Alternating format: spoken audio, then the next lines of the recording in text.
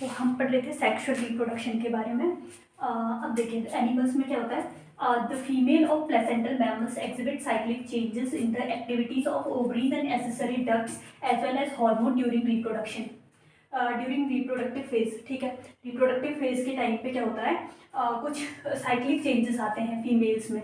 Placental mammals जो होती है उनमें क्या होता है, फीमेल्स में साइक्लिक चेंजेस आते हैं, जिसमें किसकी एक्टिविटी होती है, हार्मोन्स की, एक्सेसरी डक्ट्स की, एज वेल एज हार्मोन की। ठीक है, इन सब की एक्टिविटीज़ की वजह से साइक्लिक चेंज जो बॉडी में आते हैं, साइक्लिक चेंजेस जो आते हैं वो दो टाइप के होते हैं। वो एक होता है ऊस्ट्रस साइकिल और एक होता है मेंस्ट्रुअल साइकिल। दो टाइप के चेंजेस आते हैं एनिमल्स में, एक होता है ऊस्ट्रस साइकिल और एक होता है मेंस्ट्रुअल साइकिल। ये किस चीज़ की वजह से आते हैं, activities of ovaries and accessory ducts और हार्मोन की वजह से जो चेंजेस आते हैं, उन जो साइक्लिक चेंज आते हैं वो दो टाइप के होते हैं, एक तो ऊस्ट्रस साइकिल और एक मेंस्ट्रुअल साइकिल। अब ऊस्ट्रस साइकिल जो होता है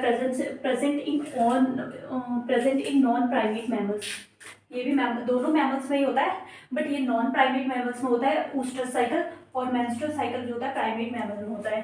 ठीक है, जो प्राइमेट्स में होता है। देखिए जैसे ऊस्ट्रस साइकिल के एग्जाम्पल हो गया cows, sheep, rat, dogs, tiger. ठीक है, इन सब में क्या होता है ऊस्ट्रस साइकिल। और आ जाते हैं प्राइमेट्स जैसे monkey, apps, human.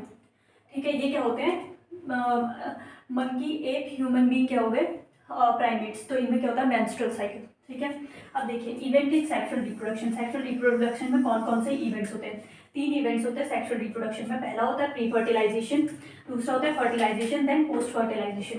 Pre fertilization में दो चीज़ आती है, एक तो आता है गैमेटोजेनेसिस एंड गैमेट ट्रांसफर। ठीक है, गैमेटोजेनेसिस मतलब formation of gametes, formation of male and female gamete. Male gamete और फीमेल गैमेट की जब फॉर्मेशन होगी तो उसको क्या बोलेंगे, गैमेटोजेनेसिस।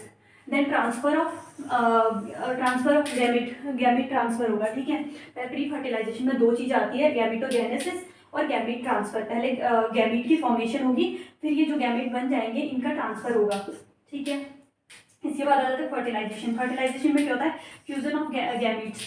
जो प्री फर्टिलाइजेशन में गैमेट की फॉर्मेशन हुई थी उन गैमेट्स का क्या हो जाएगा, फ्यूजन हो जाएगा। ये जो दो मेल और फीमेल गैमेट बने थे इनका फ्यूजन हो जाएगा फर्टिलाइजेशन में। तो इसके बाद क्या होगा, पोस्ट फर्टिलाइजेशन इवेंट स्टार्ट हो जाएगा जिसमें जाइगोट की फॉर्मेशन होगी। अब जब मेल गैमेट और फीमेल गैमेट मिलकर क्या बनाते हैं, जाइगोट। मेल और फीमेल गैमेट मिलकर जाइगोट बनाते हैं, और जाइगोट के बाद क्या बनता है, एम्ब्रियो। तो फिर क्या होता है, जाइगोट फॉर्मेशन के बाद एम्ब्रियोजेनेसिस होगा, मतलब फॉर्मेशन ऑफ एम्ब्रियो। तो इसको बोलते हैं एम्ब्रियोजेनेसिस। एम्ब्रियोजेनेसिस।